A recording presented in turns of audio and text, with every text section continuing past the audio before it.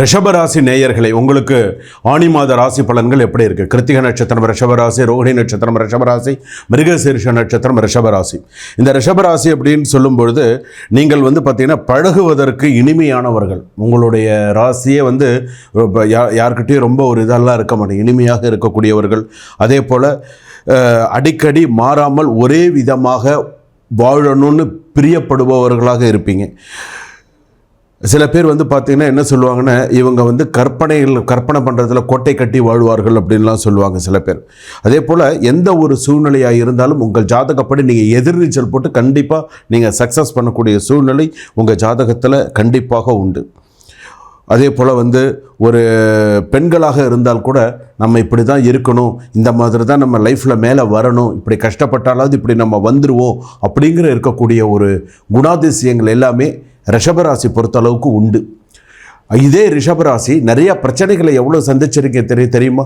அதுவும் இந்த ஜென்ம குருனால் 2024 2025 ஏப்ரல் மாதம் வரையில் அவ்வளவு பிரச்சனைகளை சந்திச்சுங்க. தேவையில்லாத பிரச்சனைகள், மன உடைச்சல், மன சங்கடங்கள். ஆணுக்கும் சரி பெண்ணுக்கும் சரி 2 பேருக்கும் இது பொருந்தும். எவ்வளோ பிரச்சனைகளை நீங்கள் சந்திச்சுட்டு வந்தீங்க, எத்தனை பேர் உங்களை அவமானப்படுத்தியிருப்பாங்க, எவ்வளோ சூழ்நிலைகளை நீங்கள் கடந்து வந்திருப்பீங்க.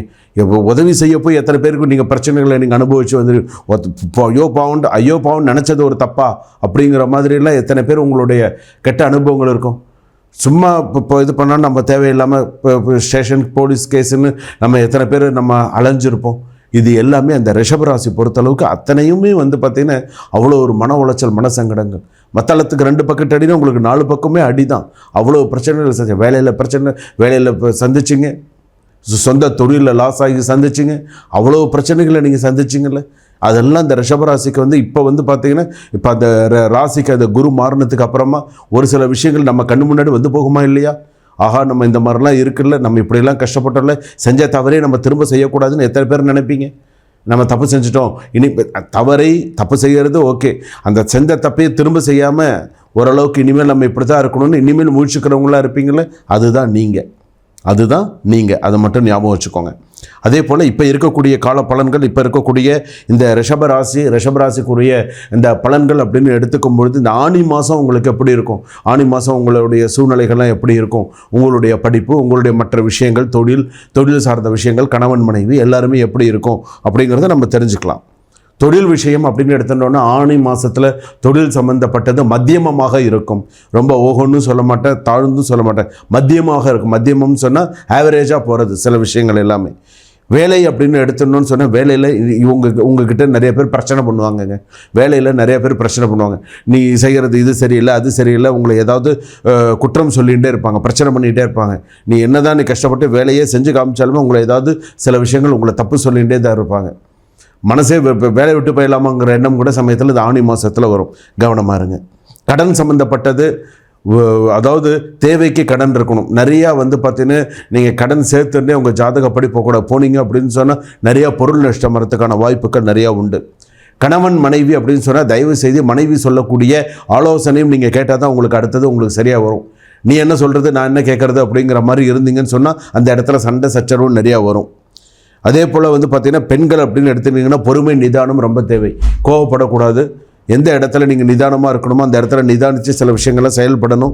பெண்கள் பொறுத்தளவுக்கு வேலை விஷயத்தில் ரொம்ப கவனமாக இன்றைக்கி ஆண்களும் பெண்களும் சமமாக எல்லா இடத்துலையும் வேலைக்கு போனால் தான் இன்றைக்கி ஒரு குடும்பம் நடத்த முடியும்னு இருக்குது. அப்படி இருக்கக்கூடிய பெண்கள் கெட்ட பேர் இல்லாமல் நீங்கள் பார்த்துக்கணும். நான் கணவருக்கு தெரியாமல் நான் சீட்டு பிடிக்கிறேன், இல்லை நான் வேறு ஏதாவது செய்கிறேன், ஏதாவது ஒன்று பண்ணுறேன்னு சொல்லி நீங்களும் மாட்டி அவருக்கும் ஒரு அவமானத்தை தேடி வச்சிடாதீங்க. அது இந்த ஆணி மாதத்தில் தேவையில்லாத சில பிரச்சனைகள் மறையும். ஸோ அதனால் நீங்கள் கவனமாக இருக்கணும். விவாகரத்து கேஸு மற்ற விஷயங்கள்லாம் இந்த ரிஷபராசிக்கு இந்த ஆணி மாதம் நமக்கு சரியாக இருக்குமான்னு கேட்டால் கண்டிப்பாக சில விஷயங்கள் மட்டுமே. இப்போ ஆண்களுக்கெல்லாம் எடுத்துட்டீங்க அப்படின்னு சொன்னால் இப்போ ரிஷபராசின்னு சொல்லும்போது இந்த விவாகரத்து கேஸெல்லாம் ஓரளவுக்கு சுமூகமாக கொண்டு வரத்துக்கு உண்டான வாய்ப்புகள் இருக்குது. பெண்களாக இருந்தால், அதுவும் மிருகசீரிஷ நட்சத்திரமாக இருந்தால், ரிஷபராசியாக இருந்தால் கொஞ்சம் தள்ளி போகிறதுக்கான வாய்ப்புகள் உண்டு. அதே போல் பார்த்திங்க அப்படின்னு சொன்னால் இந்த விவாகரத்து அப்படின்னு சொல்லும்பொழுது 2வது திருமணம் சொல்லுவாங்க. திருமணம் சார்ந்த சில விஷயங்கள் அப்படின்னு சொல்லுவாங்க. இந்த திருமணம் அப்படின்னு எடுத்துடும் போது மறுமணம்னு ஒன்று உண்டு. முதல் திருமணம் சரியாக வரல, நான் 2வது கல்யாணம் பண்ண போகிறேன்னு சொன்னால் இப்போ கல்யாணம் பண்ணக்கூடிய யோகம், நேரம், அதற்குண்டான காலகட்டங்கள் ஜாதகத்தில் வந்தாச்சு. எப்படி ஜாதகத்தில் வந்திருக்கு? 2ல் ஜாதகத்தில் குடும்பஸ்தானம் சுகஸ்தானம், 2ல் குரு. கண்டிப்பாக நீங்கள் நினச்ச மாதிரி ஒரு நிறைய நல்ல திருமணம், நிறைய நல்ல விஷயங்கள்லாம் கண்டிப்பாக உங்கள் ஜாதகப்படி அடுத்தடுத்து நிறைய சக்ஸஸ் பண்ண போகிறீங்க. காதலும் கைகூடும். போதுமா?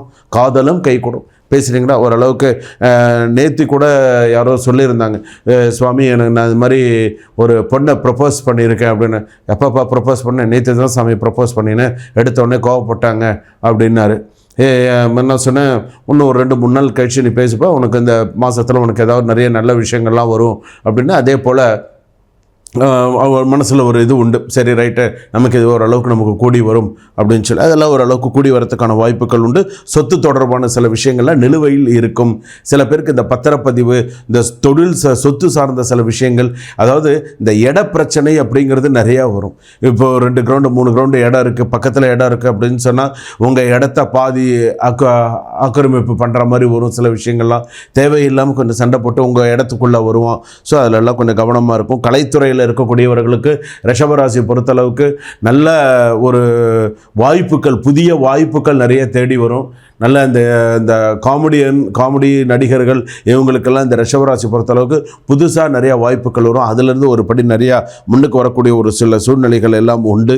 அதே போல் பார்த்திங்கன்னா இந்த மாணவிகள் அப்படின்னு சொல்லும்போது இந்த படிப்பு சம்பந்தமான விஷயங்கள் அப்படின்னு எடுத்துக்கும் போது நீங்கள் ஒரு கோர்ஸ் எடுக்கிறீங்க, ஒரு கோர்ஸில் நீங்கள் படிக்கிறீங்க அப்படின்னு சொன்னால் ரிஷபராசி பொறுத்தளவுக்கு நீங்கள் இப்போ கவுன்சிலிங்லாம் நடக்கிறது, எந்த கோர்ஸ் எடுத்து படிக்கலாம், என்னெல்லாம் படித்தா நமக்கு நல்லா இருக்கும் அப்படின்னு சொன்னால், அதாவது ரிஷபராசி பொறுத்தளவுக்கு கம்ப்யூட்டர் சயின்ஸ் நல்லா இருக்கும், ஆடிட்டிங் சம்மந்தப்பட்டது, அதே போல் பார்த்தீங்க அப்படின்னு சொன்னால் இன்ஜினியரிங் சம்மந்தப்பட்டது, அதே போல் பார்த்திங்கன்னா இன்னொன்று என்னென்னா இந்த ஃபேஷன் டெக்னாலஜின்னு சொல்லுவாங்க. இதெல்லாமே பார்த்திங்கன்னா நிறையா நல்லா கை கூடக்கூடிய சூழ்நிலைகள்லாம் இந்த இதுக்கு உண்டு. அதே போல் இந்த இதுவும் உண்டு, ஆர்கிடெக்சரும் உண்டு. அந்த மாதிரியான நிறைய நல்ல விஷயங்கள்லாம் உண்டு. இதெல்லாம் நீங்கள் பயன்படுத்திக்கலாம். இதெல்லாம் மாணவிகள் நீங்கள் படிக்கணும்னு நினச்சிங்கன்னா உங்களுக்கு ஏற்ற ஒரு கவுன்சிலிங், உங்களுக்கு ஏற்ற படிப்பு, உங்களுக்கு ஏற்ற சில விஷயங்கள், உங்கள் ஜாதகப்படி உங்களுக்கு என்ன படிப்பு இருக்குது, இந்த படிப்புனால நான் வெளிநாடு போவேனா அப்படின்னு சொன்னால் கண்டிப்பாக போகக்கூடிய சூழ்நிலைகள் வரும், நல்ல சூழ்நிலைகளாக வரும். அதை அப்படியே நீங்கள் பயன்படுத்திக்கோங்க. அதே போல் ஷேர் மார்க்கெட்டில் இருக்கக்கூடியவர்கள் பண விஷயத்தில் கடன் வாங்கி செய்யாமல் பார்த்து செய்யக்கூடியதாக இருக்கட்டும். விவசாயம் சம்மந்தப்பட்டவர்களுக்கு அதிக லாபம் கிடைக்கக்கூடியதாக இருக்கும். கடை வச்சுருக்கிறவங்க, ஒரு டீ கடை வச்சுருக்கிறவங்க, அடுத்து ஏதாவது ஒரு ஹோட்டல் வச்சுருக்கேன், நான் சிறிய ஹோட்டலாக ஆரம்பித்து நடத்தின்னு இருக்கேன் அப்படின்னு சொல்லியிருக்கிறவங்களுக்குலாம் ஓரளவுக்கு இந்த இதில் நிறைய நல்ல லாபங்கள் இருக்கும். பிரிந்தவர்கள் ஒன்று சேருவார்கள். முக்கியமாக பிரிந்தவர்கள் ஒன்று சேரக்கூடிய வாய்ப்புகள் உண்டு, நிறைய வாய்ப்பு உண்டு. இந்த ஆனி மாதத்தில் புதிய இடம் ரிஜிஸ்ட்ரேஷன் பண்ணுறது, கிரகப்பிரவேசம் பண்ணுறதுல ஆணி கூணி போகும்னு சொல்லுவாங்க. ஸோ அந்த ஆனி மாதத்தில் இந்த சில விஷயங்கள்லாம் செய்யாதீங்க.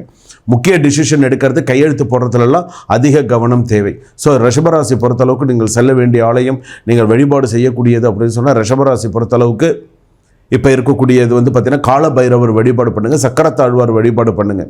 இதெல்லாம் நீங்கள் பண்ணும்போது உங்களுக்கு அதிகமான நல்ல செய்திகள், நல்ல விஷயங்கள்லாம் வரும். குழந்தைகளால் ஒரு பெற்றோர்களுக்கு நல்ல பேர், நல்ல விஷயங்கள்லாம் வரும். அதே போல் பெரியோர்களுக்கு மருத்துவ செலவுகள் அதிகரிக்கும். ரொம்ப மருத்துவ செலவுகள், மருத்துவம் சார்ந்த சில விஷயங்கள்லாம் ஒரு படி அதிகமாகவே போகும். ஸோ இந்த பரிகாரங்கள் செய்யும்போது உங்களுக்கு மிகுந்த நன்றாக இருக்கும். சுபம். அடுத்ததாக நான் சொல்லக்கூடிய ஒரு விஷயம் என்னென்னா, இப்போ நான் 12 ராசி பலன்கள், ஆணி மாத ராசி பலன்கள் சொல்லியிருக்கேன். இந்த ராசி பலன்கள்லாம் இந்த மாத கிரக கட்டங்களை வைத்து யார் யாருக்கு எப்படி எப்படி இருக்குங்கிறத சொல்லியிருக்கேன். 25% மட்டுமே எனக்கு இது பொருந்திருக்குன்னு சொல்கிறவங்க இருக்கீங்க. அதே போல் 50% பொருந்திருக்குன்னு சொல்கிறவங்களும் இருக்காங்க. 100% சுவாமி நீங்கள் சொன்னது அப்படியே எனக்கு பொருந்திருக்குன்னு சொல்லி இன்றைக்கும் எனக்கு நிறைய பேர் மெசேஜ் பண்ணுறாங்க. ரொம்ப சந்தோஷமாக இருக்குது. உங்களுக்கு எல்லாருக்குமே என்னுடைய நன்றியை நான் தெரிவிச்சுக்கிறேன்.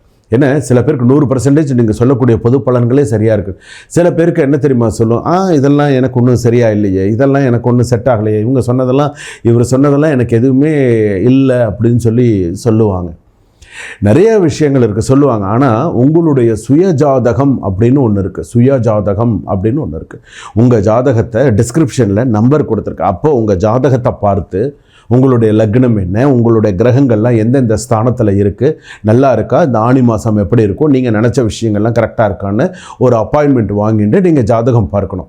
இந்த அப்பாயின்மெண்ட்ஸ் அப்படின்னு சொல்லும்பொழுது உங்களுக்கு இப்போ இன்றைக்கி நீங்கள் பார்த்துட்டு, இப்போ நீங்கள் இன்றைக்கி இந்த வீடியோ பார்த்துட்டு நீங்கள் அப்பாயின்மெண்ட் பண்ணுறேன்னு வச்சுக்கோங்களேன், உடனே பார்த்து உடனே சொல்லணும்னு நினைக்கக்கூடாது. அப்பாயின்மெண்ட் கொடுத்தா இருக்க உங்களுக்கு ஒரு டைம் ஒதுக்கியிருக்காங்களா, அந்த டைமில் தான் நீங்கள் ஜாதகம் பார்க்க முடியும். உங்களுக்குன்னு ஒரு டைம் ஒதுக்கி கொடுப்பாங்க. அந்த டைமில் நீங்கள் ஜாதகம், உங்களுக்கு முன்னாடி எத்தனை பேர் ஜாதகம் பார்க்கணும் சொல்லியிருப்பாங்க, அவங்க இருப்பாங்க. அவங்களுக்கு எல்லாருக்கும் பார்த்து சொல்லணும். அதாவது குறைஞ்சபட்சம் ஒரு ஜாதகம் நம்ம ஒருத்தருக்கு பார்த்து சொல்கிறோன்னு சொன்னால் 20லேருந்து 25 நிமிஷமாவது குறைஞ்சபட்சம் ஆகும். அது வரையில் நீங்கள் பொறுமையாக நிதானமாக 12 ராசி கட்டங்கள் எப்படி இருக்குது, ஜாதகம் 9 கிரகங்கள் எப்படி இருக்குது, எது நல்லது எது கெட்டது, கெடுதலான விஷயங்கள் என்ன, உங்களுக்கு கெடுதலான கிழமை என்ன, உங்களுக்கு கெடுதலான நட்சத்திரம் என்ன, கெடுதலான கிழமை என்ன, உங்களுக்கு என்னென்னதெல்லாம் நல்லது, எது இதெல்லாம் கெடுதல், என்னென்ன சுவாமிக்கு நீங்கள் பரிகாரம் பண்ணணும், இவ்வளோ விஷயங்கள் இருக்குது. நாம் செய்யாததை நாள் செய்யும், நாள் செய்யாததை கோள் செய்யும், கோள்ன கிரகம். ஒரு நல்ல விஷயத்தை நீங்கள் கற்றுக்கணும்னு நினைக்கிறீங்களா, நல்ல விஷயத்தை பார்க்கணுன்னு நினைக்கிறீங்களா, அப்போ நீங்கள் முழுமையாக கரெக்டாக பொறுமையாக இருந்து நீங்கள் ஜாதகம் பார்க்கணும். கொடுத்த அடுத்த 5 நிமிஷத்தில் எனக்கு பார்த்து சொல்லுங்கள், இப்பயே எனக்கு பண்ணுங்கள் அப்படிங்கிறதெல்லாம் கிடையாது. அவங்க ஐயா நீங்கள் ஓய்வாக இருக்கீங்களா, இப்போது நான் ஜோதிடர், நான் கோவில்லேருந்து தான் இருக்கேன், கோவிலில் நான் பூஜை பண்ணுறேன், நான் கோவில் வேலைக்கு முக்கியத்துவம் கொடுக்கணும். இப்போ தான் கும்பாபிஷேகம் பண்ணிட்டு வந்தேன். 5, 6, 7, 8 இந்த காஞ்சியில் வந்து பார்த்திங்கன்னா திருவண்ணாமலை காஞ்சியில் வந்து பார்த்திங்கன்னா பாலமுருகன் ஆலயத்தில் கும்பாபிஷேகம் 6 காலம் சிறப்பாக கல்யாணம் முடித்து மறுநாள் வந்து பார்த்திங்கன்னா வைகாசி விசாகம், வைகாசி சுவாமி ஊர்வலம், திருக்கல்யாணம், அதுக்கப்புறமா வந்து பார்த்திங்கன்னா அவ்வளோ வேலைகள் இருந்து எல்லாம் முடிச்சுட்டு அப்படி இருக்கும்பொழுது மற்றவர்களுடைய டைமிங்ஸையும் பார்த்து நீங்கள் அதுக்கு தகுந்த மாதிரி டிஸ்கிரிப்ஷனில் நம்பர் வாங்கி அப்பாயின்மெண்ட் ஃபிக்ஸ் பண்ணி நீங்கள் உங்கள் சுய ஜாதகத்தை தெரிஞ்சுக்கோங்க. சரிங்களா? சுபம்.